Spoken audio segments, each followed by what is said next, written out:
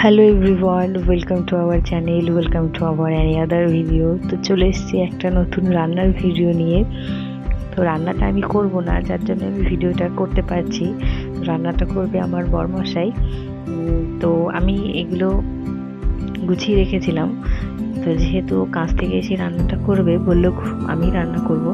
তো তোমরা তো দেখে আশা করছি বুঝতেই পারছো কি রান্না হবে। তো বলেই দিই, আজকে রান্না করছে খাসির চর্বি দিয়ে ঘুগনি।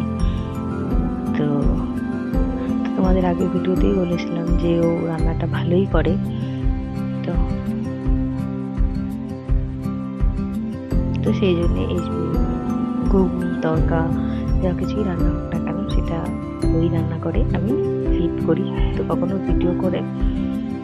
ভিডিও করাটা হয়ে ওঠে না, তাড়াহুড়ো করে। তো এখন আজকে যেহেতু একটু সময় ছিল, যার জন্য ভিডিওটা করা।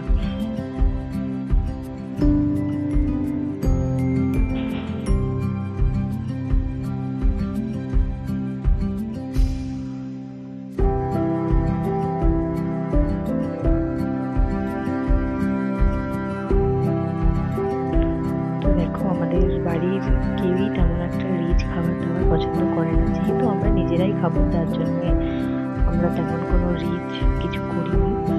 তো এটা নর্মাল, আর কোনো রকম কোনো কালার ইউজ করা হয়নি, কাশ্মীর লঙ্কার গুঁড়ো বা এমনি লঙ্কার গুঁড়ো ইউজ করা হয়নি। নর্মালি এটা কাঁচা লঙ্কা দিয়েই করা হচ্ছে।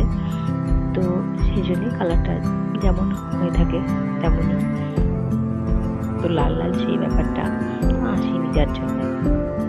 তো মশলাটা প্রায় কষানো হয়ে গেছে। এখন চলো, যে রান্না করছে